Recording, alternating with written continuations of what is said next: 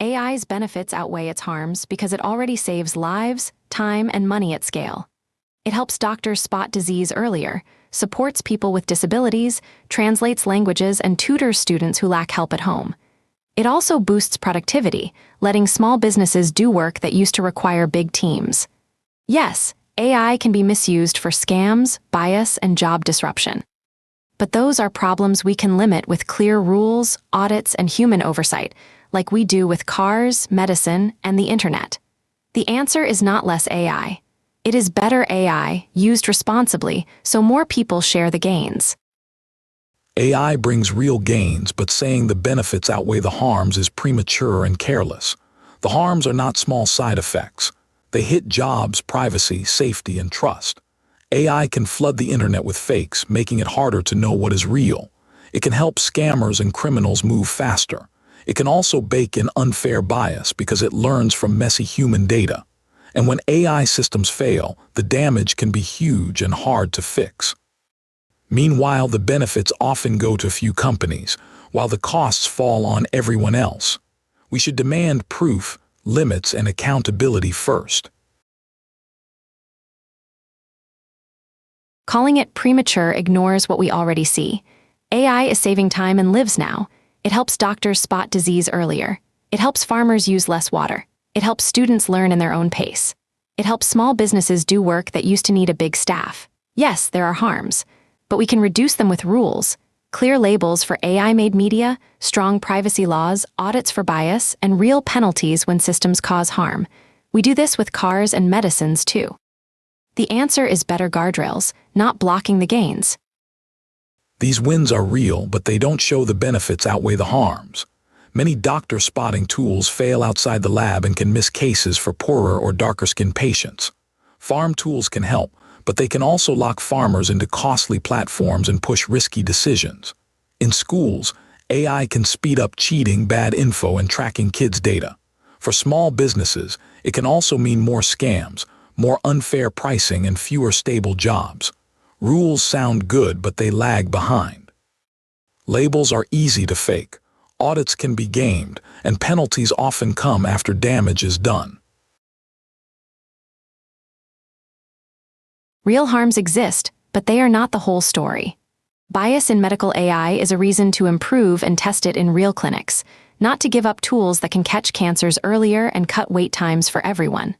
Farm lock-in is a business problem we can fix with open standards and the right contracts, while better forecasts and pest detection raise yields and save water now.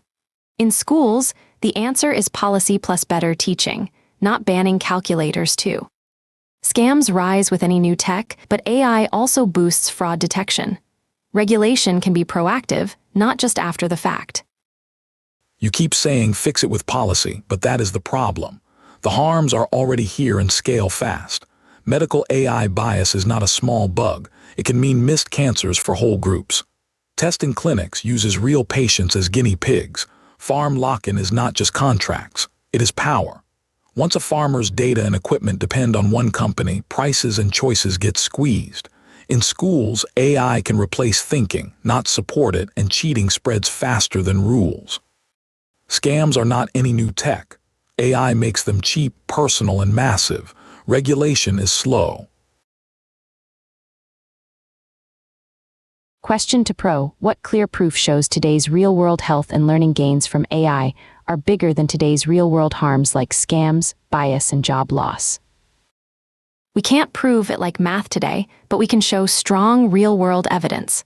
Hospitals use AI to spot cancers and strokes earlier, cutting missed cases and speeding treatment. Drug discovery tools have already helped deliver new medicines faster. In schools, AI tutoring raises test scores in large trials, especially for struggling students. These gains are measurable and growing fast, while scams and bias are serious but can be reduced. Question to Khan: what rule or safety check would you accept that, if met, would make you say AI's benefits now outweigh its harms? I'd accept a strict prove it before you ship it rule. Any high-impact AI must pass independent tests showing it is safe, fair, and reliable, and that it beats a non-AI option. Firms must show real-world results, not lab demos.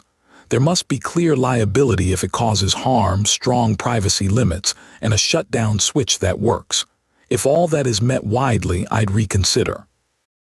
Question to Pro: what specific rule would you put in place first to cut AI scams and deepfakes, and how would you enforce it? First rule: platforms and AI toolmakers must add a clear, hard-to-remove label on AI-made audio, video, and images, plus keep a simple origin record showing what tool made it. Enforce it by fines per unlabeled post, fast takedown deadlines, and audits of big platforms and major model providers. Repeat offenders lose App Store access and payment processing. This cuts scams fast without banning useful AI. Question to Khan: if strict limits slow AI in medicine, how do you justify delaying tools that could save lives right now? Delays can save lives too. A rushed medical AI can miss a tumor, suggest a bad dose, or work worse for some patients, causing deaths now. Strict limits should mean quick but tough testing, open results, clear legal responsibility, and doctors making the final call. Use only narrow tools proven safe, and stop broad rollout until we know they help more than they hurt. Question to Pro: what hard proof do you have that rules can keep up fast enough to stop the biggest harms before they spread? We already have hard proof from other fast-moving risks. Bank anti-fraud rules update daily and stop waves of scams quickly. Public health reporting spots outbreaks early and triggers actions. In AI, major firms now use red team testing, abuse monitoring, and rapid model updates. We've seen dangerous outputs reduced within days after incidents. Rules won't be perfect, but they can cut the worst harms fast enough while we keep the benefits. Question to Khan: what clear standard would convince you the benefits now outweigh the harms, and who should measure it? I'd need strong proof that AI harms are rare, contained, and paid for.